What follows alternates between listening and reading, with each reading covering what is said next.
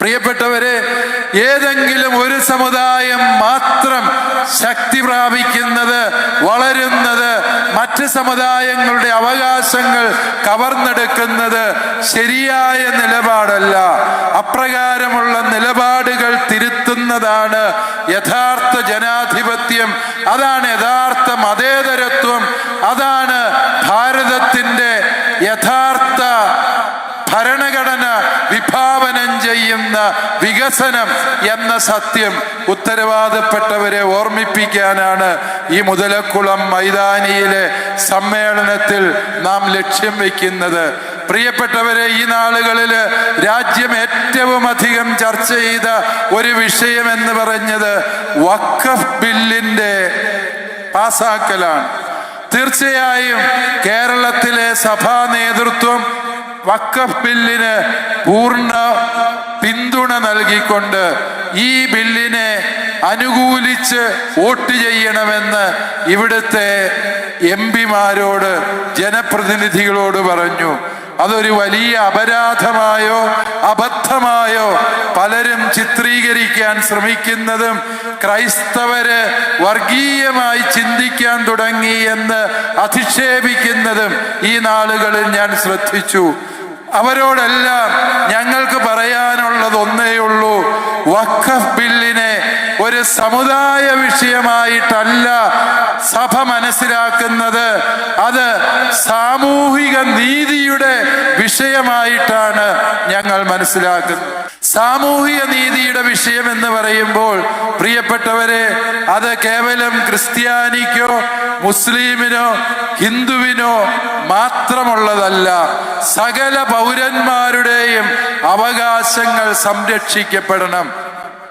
വഖഫ് നിയമം നടപ്പിലാക്കുന്നത് വഴി നിഷേധിക്കപ്പെടുന്ന അവകാശങ്ങൾ ക്രിസ്ത്യാനിയുടെ മാത്രമാണ് എന്നാരെങ്കിലും തെറ്റിദ്ധരിക്കുന്നുവെങ്കിൽ അവർക്കിനിയും നേരം വെളുത്തിട്ടില്ല എന്ന് മാത്രമേ എനിക്ക് പറയാനുള്ളൂ.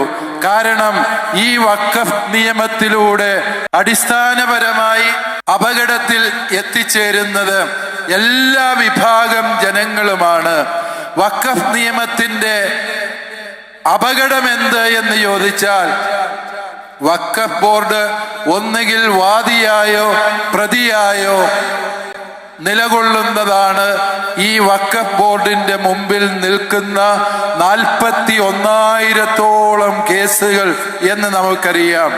വാദിയോ പ്രതിയോ ആയി നിൽക്കുന്ന ബോർഡ് തന്നെ അതിന് വിധി പറയേണ്ടി വരുന്നത് ഈ രാജ്യത്തെ നിയമവ്യവസ്ഥിതിയോടുള്ള വെല്ലുവിളിയാണ് എന്ന് സാമാന്യ ബുദ്ധിയുള്ള ഒരു സമൂഹം ചിന്തിച്ചാൽ അതിനെ വർഗീയത എന്ന് പേരിട്ട് വിളിച്ച് ഞങ്ങളെ നിശബ്ദരാക്കാം എന്നാരും തെറ്റിദ്ധരിക്കേണ്ടതില്ല എന്നുള്ള സത്യം ഓർത്തു വയ്ക്കുക.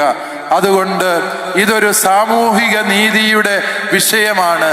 ഈ സാമൂഹിക നീതിയുടെ വിഷയത്തിൽ ഞങ്ങൾക്ക് രാഷ്ട്രീയമില്ല എന്നതും കൂടി ഉത്തരവാദപ്പെട്ടവർ മനസ്സിലാക്കിയിരിക്കുന്നത് നല്ലതാണ്. ഞങ്ങൾ ജനപ്രതിനിധികളോട് ഇപ്രകാരം വോട്ട് ചെയ്യാൻ ആവശ്യപ്പെടുമ്പോൾ അത് കേവലം ഏതെങ്കിലും ഒരു രാഷ്ട്രീയ പ്രസ്ഥാനത്തെ തള്ളിപ്പറഞ്ഞതോ ഏതെങ്കിലും രാഷ്ട്രീയ പാർട്ടികളുമായി എന്നേക്കുമായുള്ള ബന്ധം വിച്ഛേദിക്കലായിട്ടോ ആരും ആഘോഷിക്കേണ്ട കാര്യമില്ല. സഭയ്ക്ക് വസ്തുതകളെ കൃത്യമായി മനസ്സിലാക്കാനും വ്യക്തമായ നിലപാടുകൾ സമയോചിതമായി സ്വീകരിക്കാനുമുള്ള ക്രാന്ത ദർശനമുണ്ട്, അതിനുള്ള അവകാശമുണ്ട്. അതുകൊണ്ട് ഇതിനെ കേവലം രാഷ്ട്രീയ മുതലെടുപ്പിന് വേണ്ടി മാത്രമായി ആരും വിനിയോഗിക്കേണ്ടതില്ല എന്നുകൂടി പറയുവാൻ ഞങ്ങൾ ആഗ്രഹിക്കുകയാണ്. കാരണം ഇവിടെ ക്രൈസ്തവനെ സ്നേഹിക്കുന്നത് ആരാണ്, അവരുടെ അവകാശങ്ങൾക്ക് വേണ്ടി നിലപാടുകൾ സ്വീകരിക്കുന്നത് ആരാണ് എന്നറിയാൻ ഞങ്ങൾക്ക് അവകാശമുണ്ട്. ഓർക്കുക, ക്രിസ്ത്യാനികൾ കേവലം വഖഫിന്റെ പേരിൽ മാത്രമല്ല ഇവിടെ ഒറ്റപ്പെടുത്തപ്പെടുന്നതും കുറ്റപ്പെടുത്തപ്പെടുന്നതും. ജബൽപൂരില് ഒരു ക്രൈസ്തവ വൈദികന്റെ കരണത്ത് ചില വ്യക്തികൾ അടിച്ചപ്പോൾ അതിന് കൈയടിച്ച് സപ്പോർട്ട് ചെയ്തത് നാട്ടിൽ ക്രമസമാധാനം പാലിക്കേണ്ട പോലീസുകാർ തന്നെ ആയിരുന്നു എന്ന് നമ്മൾ തിരിച്ചറിയുമ്പോൾ ആ അടിയേറ്റത് കേവലം ജോർജ് എന്ന വൈദികന്റെ കരണത്ത് മാത്രമല്ല, ആ അടിയേറ്റത് ഭാരതത്തിന്റെ മതേതരത്വത്തിന്റെ തിരുമുഖത്താണ് എന്ന സത്യം തിരിച്ചറിയാൻ തക്ക വിവേകം ഇവിടുത്തെ സമുദായത്തിനുണ്ട് എന്നുള്ള സത്യം ഏവരും മനസ്സിലാക്കുന്നത് നല്ലതാണ്.